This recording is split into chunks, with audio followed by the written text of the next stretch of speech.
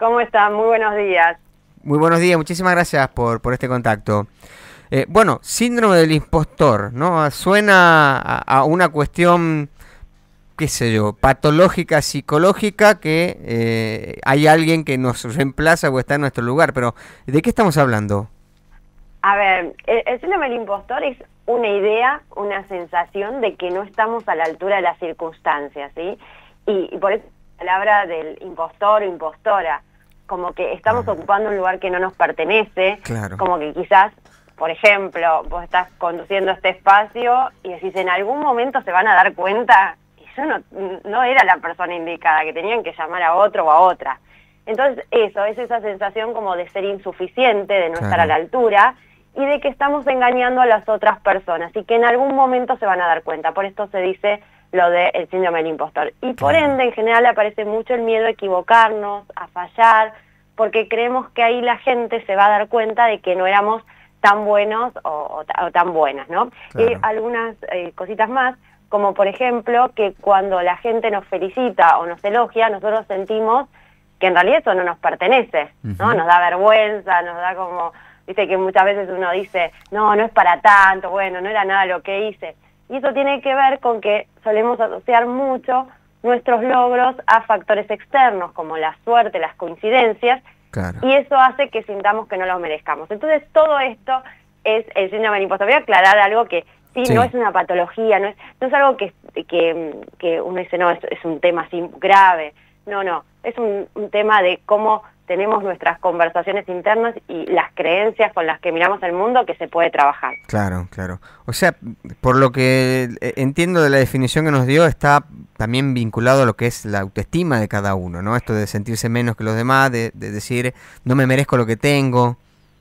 Mira, hay un debate ahí Sí. con eso, porque la autoestima, bueno, tiene que ver con esta imagen, esta percepción que tiene uno de sí mismo, pero esto en particular es más puntual. Quizás alguien tiene una buena autoestima, pero de repente en algunas situaciones se siente así. Entonces el síndrome del impostor es algo más puntual, más situacional. Por ejemplo, yo me puedo sentir como bastante tranquila con lo que hago, pero voy a una reunión Ujú. donde hay determinadas personas que yo creo que saben mucho y Sí. ahí siento que no tengo nada que hacer, ¿no? O quizás yo estoy acostumbrada a dar talleres, me llaman para una charla con un montón de personas y de repente ahí siento, ¿no? O pasa mucho en estas situaciones desafiantes, Claro. en donde yo tengo que salir de lo que tengo bajo control, ¿no? Entre comillas, de lo que creo que tengo bajo control, de lo que creo que sé. Entonces se dan muchas de estas situaciones en donde yo me desafío. Claro, claro. Eh, Claramente puede generar ciertos inconvenientes a la hora de desarrollar y desempeñarse en las tareas, pero me Sí. imagino también, a ver, una persona que siente que no merece lo que tiene, a la hora de negociar lo que va a cobrar, la remuneración, el salario, me imagino que tiende a tirar para abajo en esa negociación. Totalmente. Tiene, por ejemplo, una es esta de las consecuencias, ¿no? La Ajá, parte claro. económica, porque uno quizás no le puede ver el valor a lo que hace, porque se compara con otros y dice, uy, el otro lo hace mejor que yo, entonces yo voy a cobrar menos. Entonces, eso es un gran tema para negociar, por ejemplo, si estás en una organización, ni que hablar para quien emprende y tiene que ponerle precio a su trabajo. Ujú. ¿Viste? Es como que lo me decís, no, pero esto no vale tanto. Y tal vez, digamos, alguien sí te pagaría por eso, pero no lo podés ver. Esa es una de las consecuencias. Claro. Lo otro es que quizás te llaman para hacer algo, ya sea para otro puesto, para liderar un proyecto.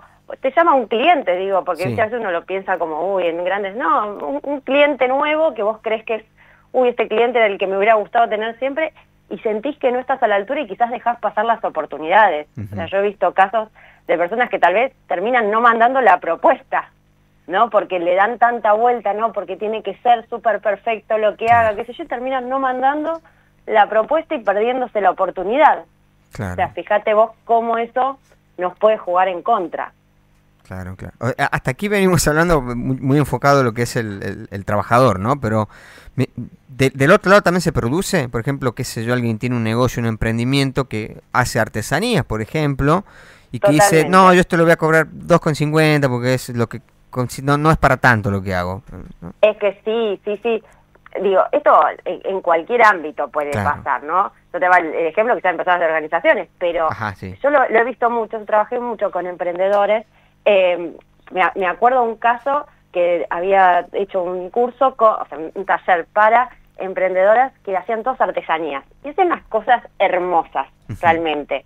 Ahora, ¿qué pasaba? Varias de ellas lo hacían un poco como hobby, ¿no? Me acuerdo de una que tejía y lo hacía mientras cuidaba a sus nietos. O sea, como su trabajo principal, ella lo hacía. Y cuando yo le preguntaba, bueno, ¿y qué precio le pones? No, pero ¿qué le voy a cobrar si yo lo hago mientras cuido a mis nietos? Claro. Entonces, fíjate cómo quizás eso le impedía ponerle un valor que si no sé, si un lugar local para vender, quizás era 5 veces el precio que ella le podría poner. Claro. Y entonces, acá te cuento algo que es, lo que hay detrás del impostor, o este síndrome del impostor, son las creencias. Entonces, a veces creemos que, por ejemplo, si no lo hacemos lo suficientemente perfecto, no vale, ¿no? Entonces ahí nos cuesta sentirnos merecedores. A veces creemos que si no sabemos todo, no estamos a la altura, ¿no? Entonces, el caso que yo te decía de esta tejedora, por ejemplo, que puede pasar a muchos emprendedores que quizás están también en transición, ¿no? Es que si estoy haciéndolo como sacrificándome, como que además la estoy pasando bien, ¿no? Si yo no me estoy sacrificando, si no estoy dando todo, si no es un trabajo donde sufro, estoy tejiendo, estoy cuidando a mi nieta, estoy pasando bárbaro, eso no es un trabajo, o sea, ese es el pensamiento que nos lleva a sentirnos que no estamos a la altura, ¿no? Entonces, fíjate cómo hay varios disparadores y por supuesto que a los emprendedores los afecta muchísimo, porque quizás querés largar algo, vender algo que, bueno, vos decís, no está lo suficientemente perfecto, entonces nunca lo largo, nunca lo saco para ver si alguien lo compra, para testearlo. Entonces sí, nos puede afectar en los distintos ámbitos. Claro. Citando a un comediante no argentino, Luciano Melela, que decía, el argentino es muy de esto de agarrar la pala, ¿no? Que si no sufrís, aparentemente parece que no vale el trabajo, ¿no? Claro, bueno, yo siempre hablo de eso, ¿viste? De sangre, sudor y lágrimas, ¿no? Como que si no te cuesta un montón. Y esa es una creencia que está detrás del síndrome del impostor, que yo desarrollé 7 en mi libro. Y esa fue la última que desarrollé. Porque repasando todas las frases que las personas me decían en los talleres, claro, había una que era como si no doy el 200%, ¿no? Como que si no, como casi que si no le estoy pasando mal, no estoy a la altura, o sea, no le puedo poner un gran valor a mi trabajo. Por eso traigo esto mucho del emprendimiento de hobby, porque uno cuando emprende, a veces nace de un hobby, nace de algo que te gusta hacer y que después lo vas profesionalizando, pero eso no quiere decir que lo que vos estás haciendo, porque lo disfrutás, porque mientras estás cuidando a tu nieto, mientras estás haciendo otra cosa, no le puedas poner un valor porque lo tienes, ¿no? Entonces, fíjate cómo te puede afectar ahí en ese sentido. Ale, como para cerrar, ¿no? Porque ya tenemos la tanda y pisando los talones, ¿algún tip como para empezar a superar esto, para empezar a salir o que nos deje de afectar este impostor? Yo creo que lo primero es esto, es darse cuenta de que no es que yo soy una impostora, yo soy un impostor, yo no sirvo para esto, no estoy a la altura, sino que es un cuento que yo me cuento. Cuando esto nos damos cuenta de que es una conversación interna, ahí ya baja mucho la sensación y puedo mirarlo mejor.